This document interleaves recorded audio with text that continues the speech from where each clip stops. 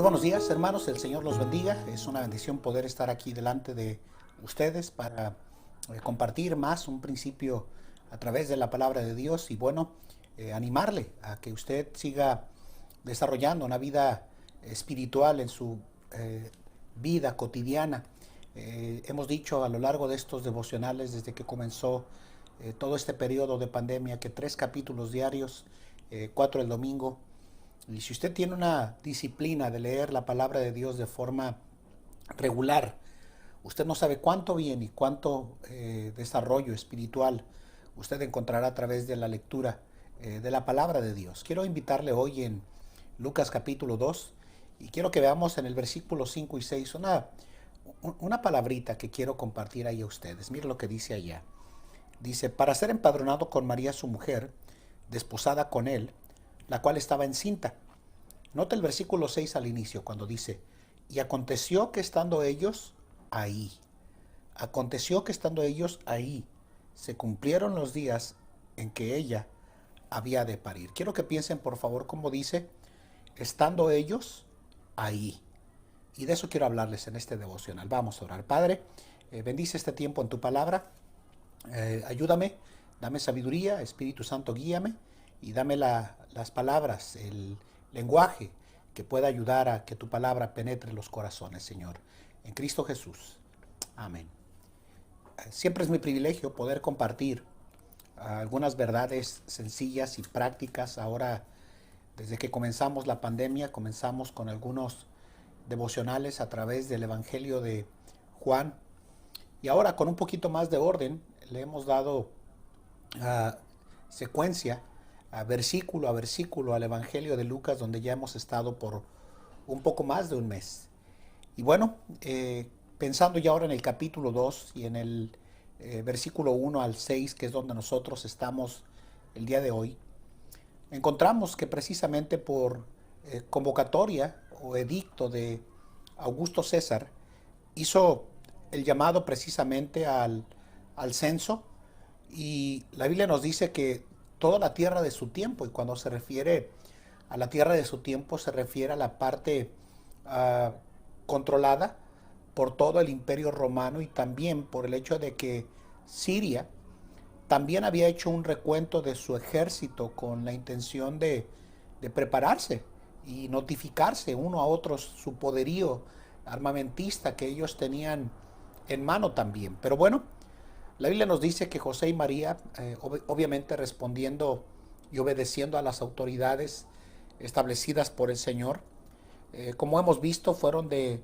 Nazaret de Galilea a Belén de Judea para precisamente ser empadronados ahí, porque eran de la descendencia directa de David. Y obviamente se cree que eran entre 110 a 130 kilómetros que ellos tuvieron que viajar para precisamente comenzar el proceso de llegar ahí y empadronarse. Es interesante porque, como bien sabemos, eran descendientes del linaje de David, y la Biblia nos dice que algunos historiadores principalmente mencionan que el viaje fue extenuante para tanto como para José y María, porque como ya hemos visto a través de otros devocionales, María se encontraba en embarazo de lo que el Espíritu Santo produjo en la vida de María, que fue al Señor Jesucristo, y obviamente se encontraban en la etapa del desposorio. Y la Biblia nos dice precisamente, hermanos, de que por este dicto Dios permitió que se cumpliera la profecía de Miqueas capítulo 5 versículo 2, de que el nacimiento y el movimiento que tendría que ver con la venida del Señor Jesús a la tierra tendría precisamente que ser en Belén de Judea. Y como podemos ver, la profecía se cumplió, el mandato vino de parte de Augusto César, pero Dios fue quien controló todo lo que tenía que ver con el lugar, el tiempo de las profecías relacionadas a esta porción de la palabra de Dios. Y bueno, obedecieron el edicto y llegaron allá. Y aparte de eso, dice la Biblia en el versículo 6, que en el versículo 6 dice que aconteció que estando ellos ahí. Y aquí está la verdad sencilla que quiero compartir a ustedes el día de hoy. Se quedaron y estuvieron ahí. Vino a mi mente el caso de Elimelech y de Noemí en el libro de Ruth, cuando la Biblia nos dice que escucharon que Belén tenía hambre, porque fue lo que oyeron, no lo que estaban viviendo. Dice la Biblia que descendieron de Belén a Moab, a una tierra maldita, y la Biblia dice palabras similares cuando describe el evento que condujo a que Elimelech, Noemí, Malón y Kelión se quedaran ahí, habitaran ahí. Fue más que llegar de visita, sino de quedarse permanentemente por un tiempo relativamente prolongado. Y la Biblia nos dice precisamente que mientras José y María salieron de Nazaret de Galilea a Belén de Judea, la Biblia nos dice que Elimelech y Noemí descendieron de Belén a Moab, a una tierra maldita y pagana. Y obviamente, como todos lo sabemos, las decisiones que Elimelech y Noemí tomaron fueron decisiones catastróficas que marcaron la vida de su familia y todo su entorno. Decisiones equívocas porque se quedaron ahí. Esto nos enseña a nosotros varias cosas, hermanos, que quiero compartir a ustedes en este devocional. Y creo que cada uno de nosotros como cristianos deberíamos de poner atención en cómo José y María se quedaron en Belén de Judea y cómo Elimelech y Noemí salieron de Belén de Judea para ir a Moab, una tierra maldita. Hay una comparativa interesante cuando queremos relacionar declaraciones como estas. Y creo que la primera verdad que quiero compartir es esta, miren. Eran una familia espiritual que se mantuvo estable. Obviamente, cuando vemos precisamente a Elimelech y cuando lo vemos precisamente a Noemí saliendo de Judá, la vida espiritual de ellos no era lo que debía de ser, cosa contraria a José y a María. Eran un hombre y una mujer espirituales, porque estoy seguro que el Señor jamás habría utilizado a José y a María para que naciera ahí el Señor Jesucristo. En vez de bajar, ellos precisamente subieron al lugar donde las profecías se cumplirían. Eran espirituales. Y creo que cuando pensamos en esta declaración de José y María yendo a Belén de Judea para ser empadronados, nos enseña el grado de nivel de compromiso, tanto como espiritual y moral, que tenían con el gobierno de su tiempo. Nos hacen falta familias que puedan demostrar con hechos el nivel espiritual del cual algunos creyentes necesitan apropiarse de esa verdad. Hoy tenemos a una generación de cristianos tan flácidos, tan blandos, tan fáciles de llevar por la carne, por el mundo, por falsas doctrinas, que obviamente al pensar en comparativa con la vida de José y de María, nos hace falta a todos, en una medida mayor o menor, elevar nuestro nivel espiritual para acercarnos más al Señor en nuestra vida. Y la segunda cosa tiene que ver con el hecho de que ellos, en base a que tenían una vida espiritual, eran consecuentes en darle seguimiento a lo que ellos practicaban. Cuando pensamos en José y María y pensamos en el hogar donde el Señor Jesús nació, obviamente debemos de recordar lo que eventualmente veremos en el capítulo 2, en el versículo 52, cuando la Biblia nos dice precisamente que Jesús crecía en sabiduría, en edad, en gracia para con Dios y para con los hombres. En otras palabras, el hogar de José y María era tan sólido en darle seguimiento a la vida espiritual, que obviamente el Señor Jesús, habitando en ese hogar, pudo ver a una familia consecuente a su fe que ellos tenían. La verdad es que tenemos a tantos creyentes nominales que me sorprende el poco grado de nivel de espiritualidad que muchas familias dentro de nuestras congregaciones tienen. Hoy día tenemos a tantos cristianos que están conqueteando con el mundo y con sus prácticas, que creo que deberíamos de prender una alerta para ver en qué nivel espiritual se encuentra el pueblo de Dios, y aún más en este periodo de pandemia. Noten cómo la Biblia dice en el versículo 6 que se quedaron ahí. Eran consecuentes con su vida espiritual. Estaban dándole seguimiento a su práctica de fe en el Señor. Y creo que, aunque estamos a días de ver una celebración pagana y satánica precisamente relacionada al Halloween, yo me asombro y me sorprendo de cuántas personas que profesan creer en Jesucristo puedan permitir y participar en una celebración de ese grado de brujería y de satanismo conectado con los celtas.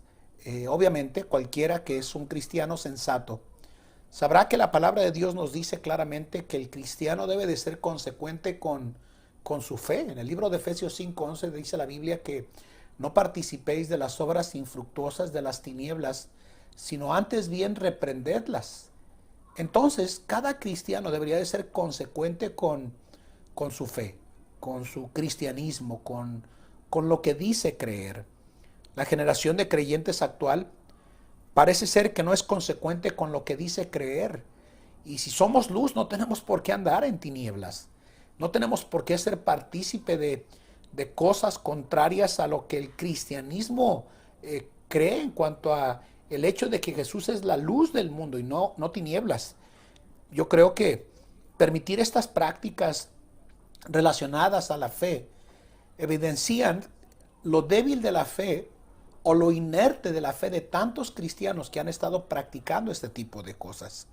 Yo creo que no solamente eran espirituales, eran consecuentes con lo que hacían, pero también lo que muchos padres hacen cuando coquetean con estas cosas que el mundo practica y hace, es producir precisamente una confusión a totalidad dentro del interior de la familia, porque papá y mamá dicen una cosa y cuando llegan muchas veces a nuestras iglesias y escuchan otra, ven una práctica que está divorciada de lo que escuchamos en consecuencia a nuestra fe, por no darle seguimiento serio y genuino a la palabra de Dios como lo venían haciendo José y María. Yo no sé si ellos, obviamente, puedo pensar o especular de José y de María que probablemente conocían la profecía de Miqueas capítulo 5 versículo 2, pero lo que sí sé es que por lo que vemos en el Magnificat en Lucas capítulo 1, esta parejita sí conocía la palabra de Dios, lo que quiere decir que eran consecuentes con la palabra de Dios. Hay una tercera verdad, hermanos, y es importante que yo creo que la tomemos en cuenta en nuestra vida. Dijimos el día de hoy, hermanos, que tenían básicamente en sus vidas como personas una familia espiritual estable, eran consecuentes con su fe. Y hay una tercera verdad, hermanos, aquí que quiero dejar a ustedes. Nuestra vida espiritual debe de ser colocada en un ambiente de ser constantes ante el espejo de la palabra de Dios. Cada cristiano que proclama una fe en Cristo debería de ser puesta bajo el espejo de la palabra de Dios.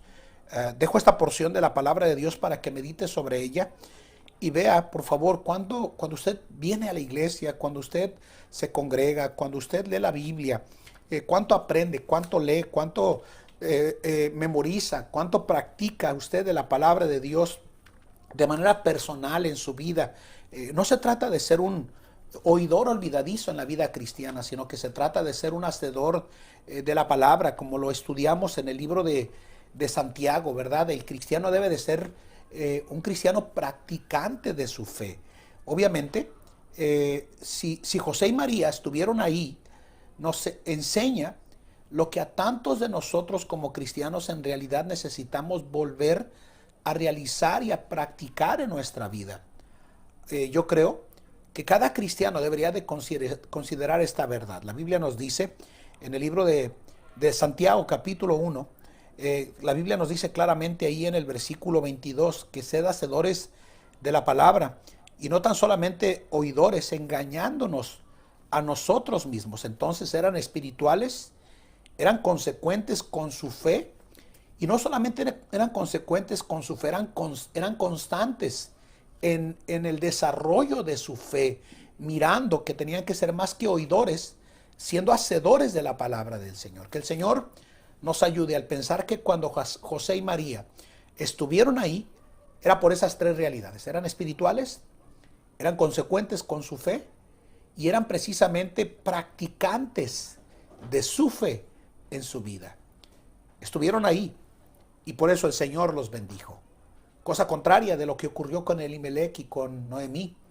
Cuando descendieron a Moab y estuvieron ahí, demostraron que no eran consecuentes con aún el significado de sus nombres, que Elimelech significa mi Dios es mi rey y Noemí significa las comodidades de Dios. Obviamente el cristiano debe de considerar estas tres realidades y más en este periodo de pandemia: su vida espiritual, su práctica de su fe y ser consecuentes con la fe que decimos tener. Que el Señor nos ayude en este día, hermanos. Vamos a orar. Padre, bendice este tiempo en tu palabra. Gracias porque eres bueno, Señor, en Cristo Jesús. Amén. Que el Señor les bendiga, hermanos, y que pasen un precioso día.